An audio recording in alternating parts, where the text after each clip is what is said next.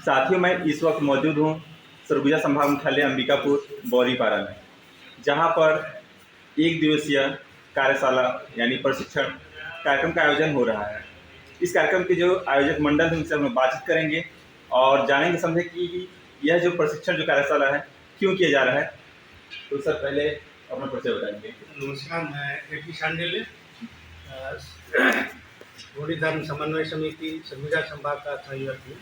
जी, ये सर आज आप लोग का जो गोंडी धर्म समन्वय समिति का ये कार्यशाला क्यों लगाना पड़ा, इसका मूल उद्देश्य क्या है? अभी पहली बार हमने इसको ब्लॉक वाइज गठन किया है समिति का, और उस समिति का पहला प्रशिक्षण था।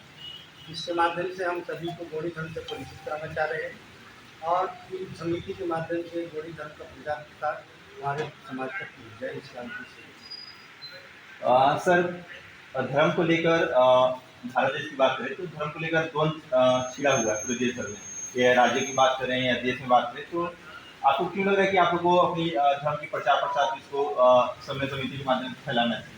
इसलिए कि हमारा जो खुद का स्वयं का धर्म है, अपना गौड़ी धर्म है, इस चीज़ को क्या है स्वतंत्रता के पहले से जी इस धर्म को स्थापना तो की गई, पुनर्स्थापना की गई थी, लेकिन जैसे सरकार बनी है उसमें इस धर्म को मानने से इनकार कर दिया, और तब से लेकर के हिंदू धर्म में हम लोग को शामिल कर किया जा रहा है जी। और वास्तव में हम हिंदू हैं ही नहीं, हम लोग गौड़ हैं, हम लोग का धर्म गोंडी है जी। और उसी को लेकर के आगे बढ़ रहा है। सर 75 साल की आज़ादी होगी और आज़ादी का अमृतकाल मनाया जा रहा है।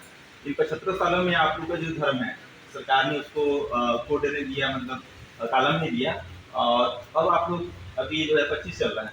25 के बाद में आज समिति का आप लोग का समय समिति को बैठक हुआ, कार्यशाला हुआ, इसको स्टेप बाई स्टेप कैसे करेंगे और क्या इसका प्रचार प्रसार क्या रूपरेखा होगी? इसका प्रचार प्रसार अभी तो ब्लॉक लेवल पर जाकर के फिक्सिंग का प्रशिक्षण कार्यक्रम आयोजित करेंगे जी। और अपनी रणनीति बनाएंगे, क्योंकि आने वाले जनगणना में हमको अपना धर्म गोंडी दिखाना है, ये हमारा मेन मकसद है। जी।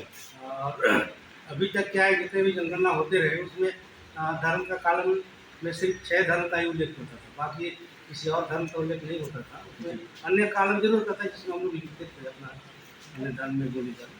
जी।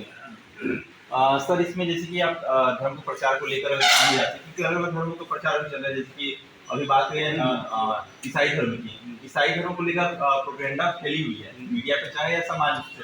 और आपका जो धर्म प्रचारक होंगे, जो समिति के जो मेंबर होंगे, उनको इन बातों का ख्याल रखना पड़ेगा, या कैसे उनको आप मैनेज करेंगे कि वो गांव में जा रहे हैं तो उनके बीच में विवाद की स्थिति ना हो। देखिए, मूल बात यह है कि जो गौड़ है वो एक्चुअल में गौड़ी धर्म को ही मान रहा है, लेकिन वो जान नहीं पा रहा है। हम बस ये बता रहे हैं कि तुम गौड़, तुम्हारा धर्म गौड़ी है, तुम उसी का पालन कर रहे हो, उसी गौड़ी धर्म के अनुसार तुम आप आचरण भी कर रहे हो, उन्हीं के अनुसार अपने धर्म कर्म का निर्वहन भी कर रहे हो, देवी देवताओं की पूजा पाठ आप उसी कर रहे हो, आपके अपने चीज तो आ रहे हो सेपरेट उसको ही मान रहे हो। ऑलरेडी आप गौड़ी धर्म में हो, सिर्फ जान नहीं रहे हो, उसी को हमको जाना है।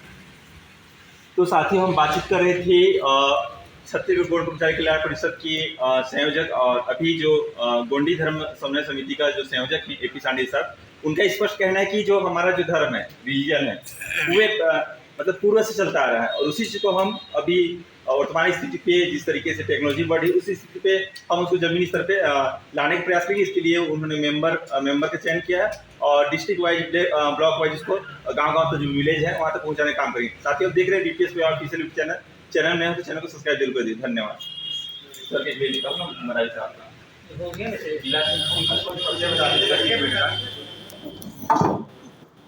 मैडम पीछे लगा